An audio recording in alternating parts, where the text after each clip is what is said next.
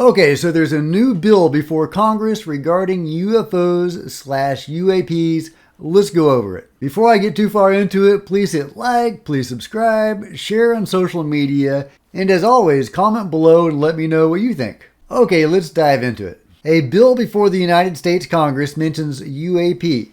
Note that it is currently a bill and not an act. Thus, the wording of the final version of the act may be somewhat different. S-2610 is a bill to authorize appropriations for fiscal year 2022 for intelligence and intelligence-related activity of the United States government. Boring. Section 345 of the bill is titled Support for and Oversight of Unidentified Aerial Phenomena Task Force and reads as follows. I'm not going to read it all. It's kind of dry. But here we go. United Aerial Phenomenon Task Force. The term UAPTF means the task force established by the Department of Defense to be led by the Department of the Navy under the Office of the Undersecretary of Defense for Intelligence and Security. Availability of data on unidentified aerial phenomena.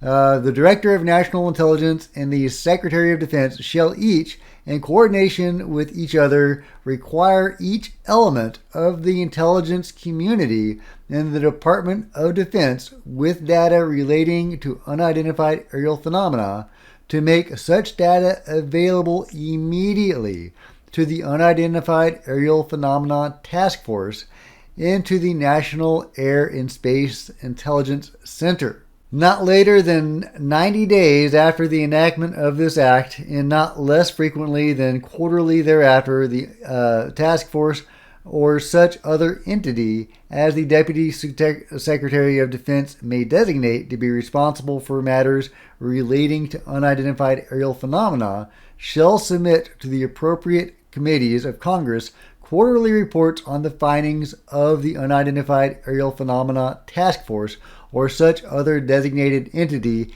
as the case may be. Okay, so let me go over the two takeaways that I have from this. The Director of National Intelligence and the Secretary of Defense shall each, in coordination with each other, require each element of the intelligence community to make such data available immediately to the task force. So the task force now has access, and the intelligence community is required to provide that access about UFOs. So what does that mean? You know, how far are they going to go? How long can they keep this hidden? How long can the breakaway group keep this squirreled away if the mainstream government is prying into it and giving the task force basically unrestricted access to the intelligence community? Of course, that's assuming the intelligence community is playing a big part in this, and it's not just some department of the Air Force that's controlling most of it, with a lot of help from the private sector. I personally believe that the intelligence community has a lot to do with what's going on. The CIA was founded within, a week of MJ-12. There's a lot of debate whether MJ-12 is actually a thing or not. But it is awfully interesting that if it is real, that it was founded within a week of the CIA. So yeah, it sure looks like the intelligence community has a lot to do with the phenomenon, probably quite a lot to do with it.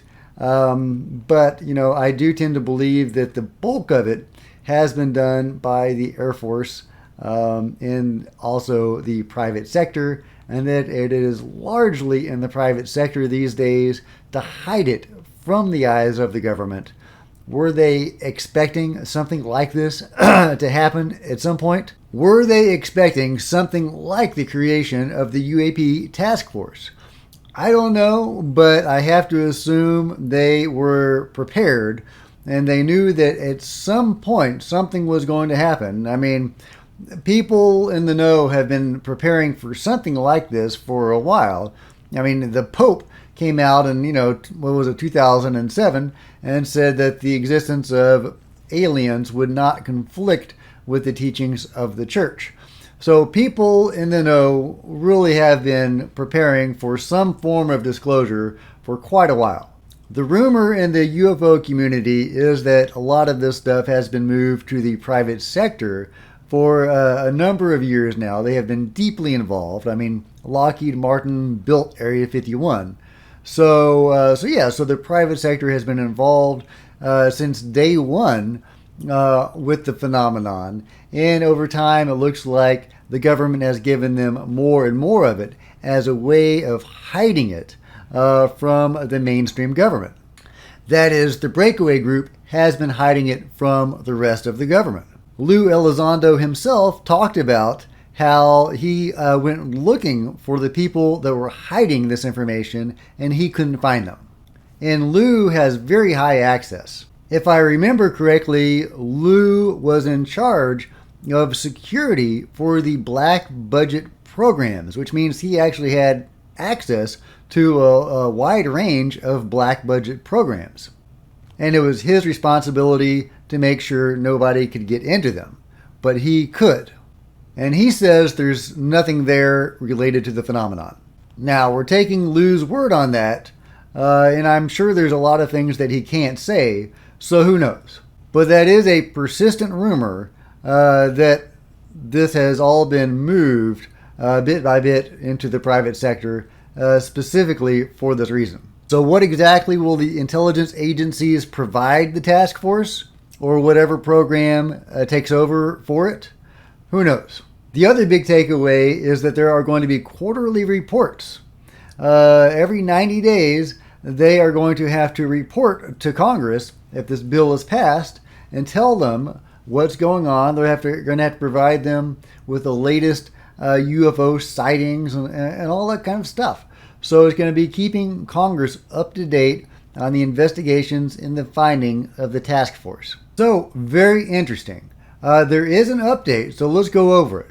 The Pentagon is considering giving the Space Force a greater role and a stepped-up effort to track and investigate reports of UFOs, but the newest military branch isn't over the moon about the idea.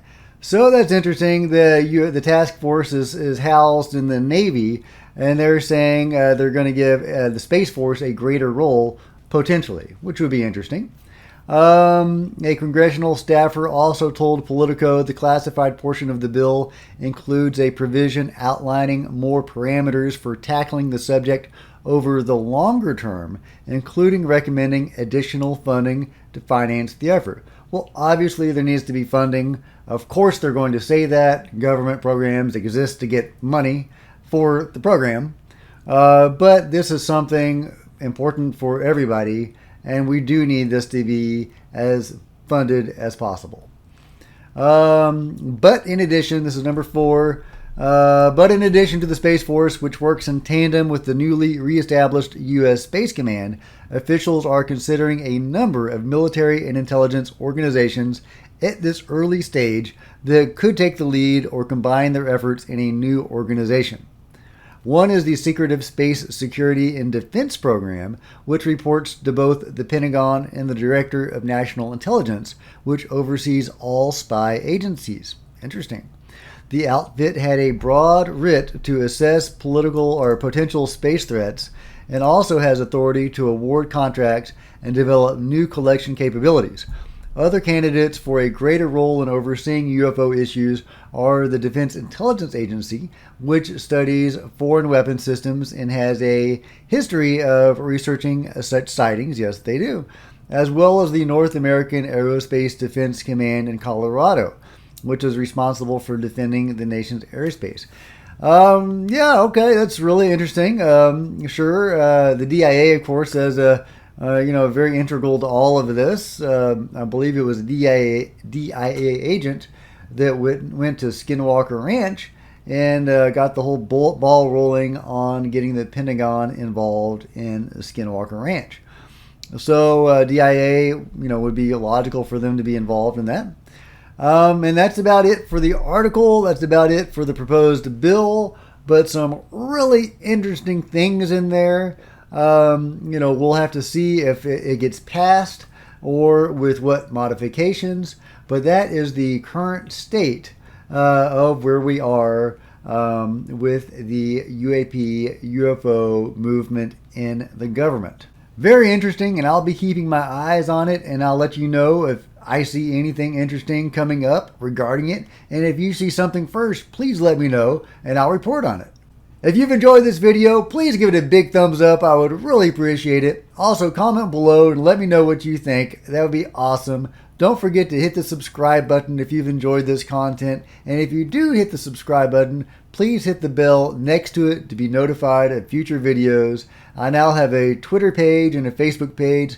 Check out those links below. And if you do want to support this channel, consider buying me a cup of coffee through the PayPal link below. Until next time, Cosmic Road out.